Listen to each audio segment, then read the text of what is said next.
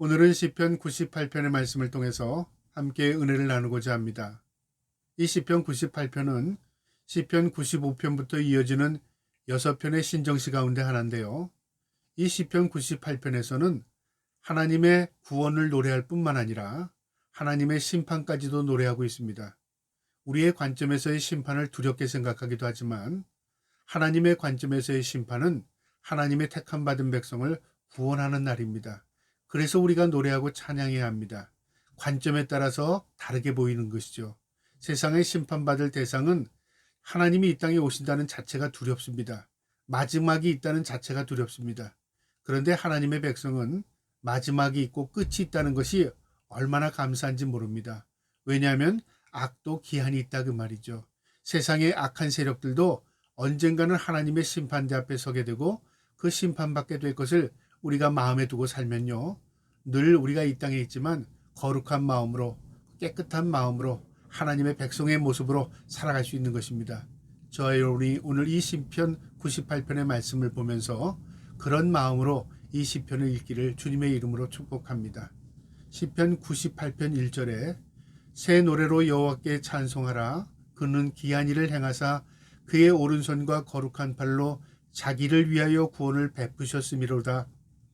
새 노래, 이 말은 바로 하나님을 노래할 때 늘 새로운 마음으로 하나님을 노래하라 그 말이죠. 깨끗한 마음으로, 거룩한 마음으로 그 말입니다. 우리가 하나님을 높이고 살 때에 반복적으로 하나님을 높이지만 그러나 늘 새로운 마음으로, 깨끗한 마음으로, 정결한 마음으로 살아갈 때 그것이 하나님께 찬양이 되고 그것이 하나님께 영광이 되는 것입니다. 새 노래로 여호와를 찬송하랍니다. 그는, 하나님은 기이한 일을 행하시는 분이랍니다. 이스라엘 민족에게 있어서 그들이 노예 생활을 했던 애굽에서의 노예 생활의 그 당시에 그들은 하나님에 대해서 알지 못했습니다. 그러나 하나님께서 모세를 통해서 이스라엘 민족을 이끌어낼 때에 그들은 하나님이 살아계심을 깨닫게 됩니다. 이 애굽 땅에 10가지 재앙을 내리게 되는데요. 이 10가지 재앙 가운데 네 번째 재앙부터는 이스라엘 민족과 이제 애굽에 있는 사람들과 구별하게 재앙을 내리는데 놀라운 경험들을 하게 됩니다. 똑같은 땅에 어떤 민족은 재앙을 당하고 이스라엘 민족은 그 재앙에서 구별해 주시고, 이런 놀라운 은혜를 경험한 이스라엘 민족에게는 참으로 놀랍고 신기한 일이었습니다.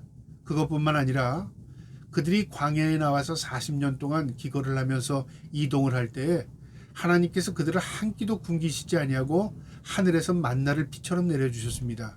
또 그들에게 메추라기를 보내주셔서 그들이 단백질도 취하게 해주셨습니다. 또 하나님께서 추운 광야에서 불기둥으로 그들의 몸을 따뜻하게 해주셨고, 또 낮에는 그 뜨거운 태양 아래서 그 태양에서 그들을 지키기 위해서 구름 기둥으로 태양을 가리워 주셨습니다. 이런 놀라운 은혜를 경험했던 이스라엘 민족이 하나님을 생각할 때 너무나 놀라운 겁니다. 그래서 신기한 일, 기한 일이라고 생각하는 거죠. 이스라엘 민족이 경험했던 이 경험들은 그들에게 국한된 내용이 아닙니다.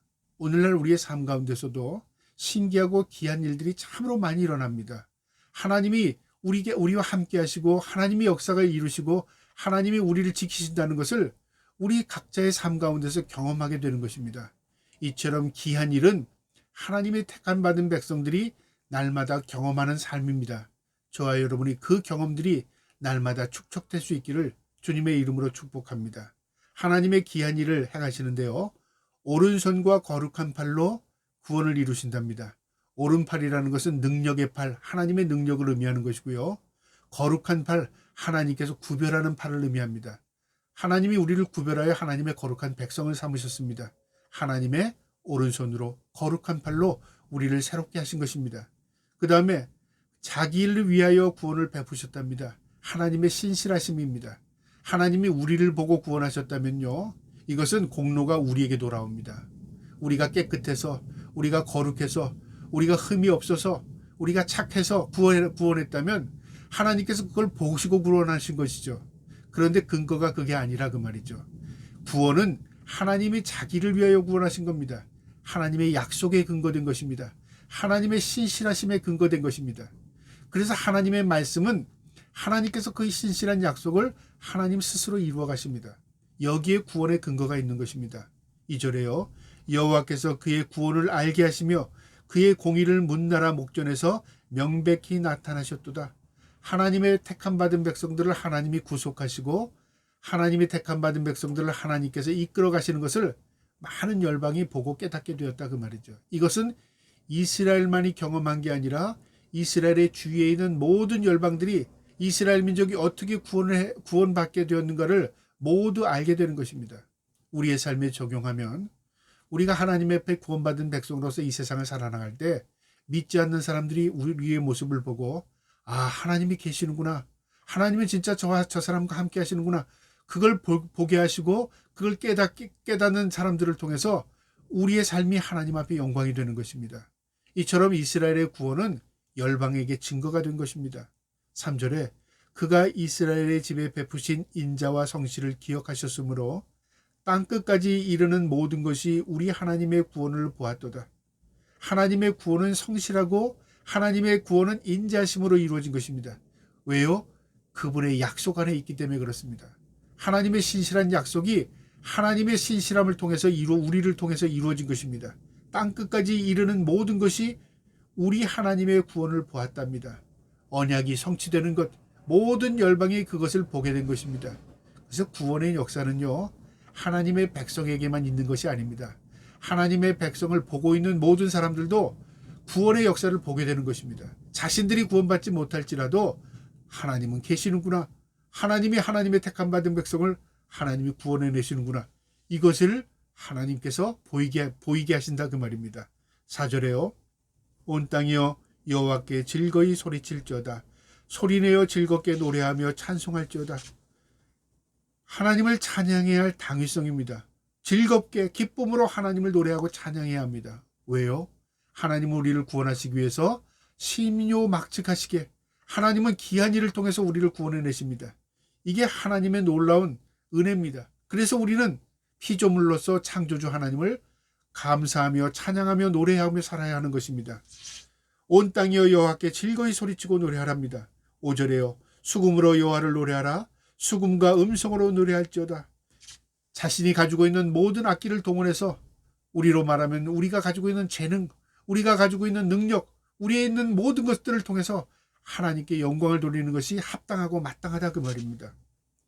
6절에 나팔과 호각 소리로 왕이신 여호와 앞에 즐겁게 소리칠지어다. 우리의 재능뿐만 아니라 우리가 동원할 수 있는 모든 것들을 다 동원해서 하나님을 찬양하고 노래해야 하는 것이 합당한 것이다 그 말이죠. 하나님은 찬양받기에 합당하신 분이시기 때문에 그렇습니다. 7절에요. 바다와 거기 충만한 것과 세계와 그 중에 거하는 자는 다 외칠지어다. 세상의 모든 피조물이여 바다, 파도 할 것 없이 세상의 모든 창조물들은 창조주를 찬양하는 것이 마땅하다 그 말이죠. 자연 만물도 하나님을 찬양하고 있다 그 말입니다. 8절에 여호와 앞에서 큰 물로 박수할지어다. 산악이 함께 노래할지어다. 산도 바다도 마치 바다가 파도치는 것이 하나님께 박수를 돌리는 것 같이 이 시편 기자는 노래하고 있습니다. 산의 메아리 소리가 하나님을 반복적으로 노래하는 것처럼 표현하고 있습니다. 세상의 모든 만물들은 하나님을 찬양하고 있습니다. 그런데 그 찬양 가운데 가장 윽등으로 찬양해야 할 인간이 하나님을 찬양하고 있지 않는다는 것, 참으로 어리석지 그지없지 않습니까? 우리 인간이 죄악이 바로 그것입니다. 하나님을 잊고 사는 것 죄악이고요. 하나님께 찬양 드리지 않는 것 죄악이고요. 하나님을 우리가 모르는 것, 그것이 바로 죄악인 것입니다. 그래서 우리가 하나님을 알되 힘써 하나님을 알아야 하는 것입니다. 마지막 9절입니다. 그가 땅을 심판하러 임하실 것이미로다. 그가 의로 세상을 판단하시며 공평으로 그의 백성을 심판하시리로다. 하나님이 이 땅을 심판하시러 임하실 것이랍니다. 이것은 예수님 전의 고대 이 시편이 기록됐던 이 당시에 이미 심판이 있음을 이 시편 기자는 내다본 것입니다. 성경은요, 이 세상적인 관점으로 보면 시작과 끝이 분명히 있습니다. 창조가 있으면 심판이 있습니다. 세상의 어떤 종교도 심판을 노래하지 않습니다. 그런데 기독교는 하나님의 창조와 하나님의 심판 사이에 있는 겁니다. 우리는 이 과정 가운데 심판을 바라보면서 우리가 구원의 백성으로 살아가는 것입니다. 그것이 믿음으로 사는 것입니다. 땅을 심판하러 하나님께서 임재하신답니다. 그가 위로 세계를 판단하시며 의로 세계를 판단하시며 하나님의 공의, 하나님이 세상을 심판하는 기준이 하나님의 공의입니다. 우리 인간의 관점이 아니라 그 말입니다. 그 다음에 공평, 하나님은 공평으로 판단하십니다. 하나님의 관점입니다. 그의 백성을 심판하시리로다. 하나님이 창조하신 모든 인류를, 하나님의 백성을 하나님께서 심판하신답니다. 그래서 하나님의 공의와 공평 아래 우리가 살아가는 것입니다. 그것이 바로 하나님의 말씀입니다. 우리가 말씀대로 사는 것, 하나님의 공의와 공평을 지키며 사는 것입니다. 저와 여러분이 하나님의 말씀대로 하나님의 말씀의 뜻대로 살아갈 뿐만 아니라 마지막 때에 심판이 있음을 마음에 두시고 늘 거룩함으로 정결함으로 살아갈 수 있기를 주님의 이름으로 축복합니다. 아멘.